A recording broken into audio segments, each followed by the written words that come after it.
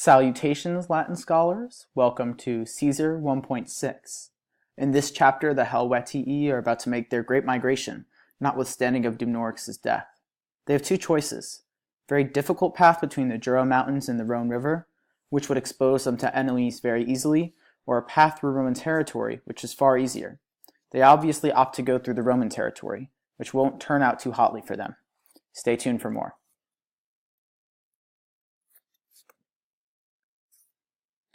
There were only two routes by which they were able to leave home.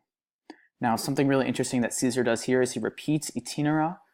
Something you see pretty often throughout Latin is that to stress more, the speaker will repeat the antecedent, and Caesar does that again at the end of the passage here. There's an applied iter to start off. One passage or one route through the Sequanes, narrow and difficult, between Mount Jura and the Rhone River, by which hardly one at a time carts could be drawn. By placing the weeks in front of the qua, this is a further form of emphasis that they could barely fit one through the passage. Moreover, the very high mountain was impeding, so that very few people could easily prohibit them or stop them. This result speaks to the fact that from that high ground, a couple javelin throwers could completely decimate their moving party, which is not something that they're looking for when they're moving. Moving on. The other route, there's an implied iter here, through our province. This is Caesar speaking, so this is Roman land.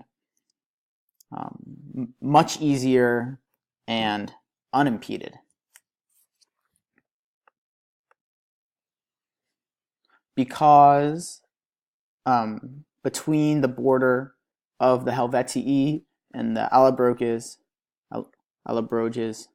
who recently had been pacified.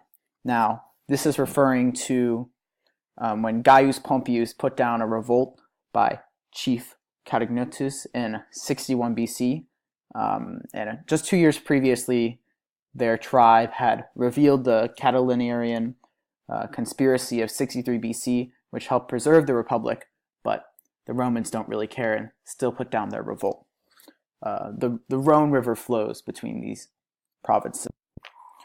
It is crossed in several places by a for. Non nullis locis is an ablative of place where without a preposition. The farthest town of the Allobroges and the nearest to the Helvetii, the Helvetian border, is Genoa. Now, farthest is referring to the Roman point of view from the north. Oh, and this map here, if you look over here, there's Geneva, and that's where they'd like to cross it. And this road over here is a modern road which goes along the same route that they ended up having to take. Out of the town, a bridge extends to the Helvetian land, or the Helvetii. Now, for this, you have to look all the way down here to existimabat, for they were thinking, and this sets off an indirect statement, they were thinking that they would either persuade the Allobroges themselves, because they seemed not yet friendly towards the Roman people, still a little upset about the Romans coming in and pushing down their revolt. The past tense of video, remember, is seem, or that they should compel them to allow them to go or to march through their land. This ut is a jussive noun clause, or an indirect command where a noun clause serves as the object of the infinitives, which are missing the essay in this case. In our final slide of the day with all these things. This sets off an ablative absolute with all these things gathered for setting out. The day, they announce the day. On which day they would assemble on the banks. They would all assemble on the bank of the Rhone.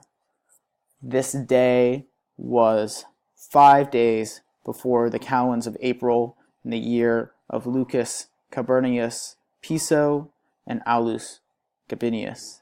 Now, using our sleuthing skills, we can find out that this is March 28th, 58 BC.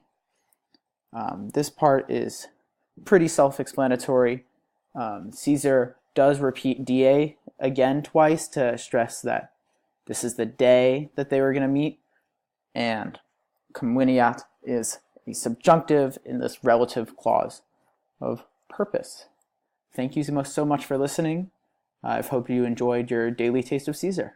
Bye-bye.